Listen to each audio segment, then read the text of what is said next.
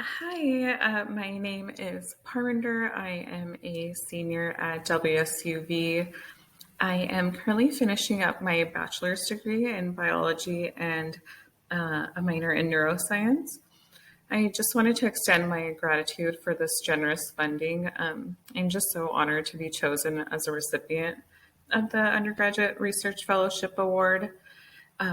Our research that we've been conducting over the past year has been working to identify systemic inequities relating to healthcare access for rural families and how they cope in this environment.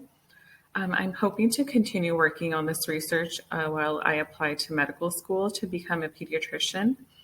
Your support has really enabled us to continue with our research and has just given me the motivation to work even harder. So, thank you so much.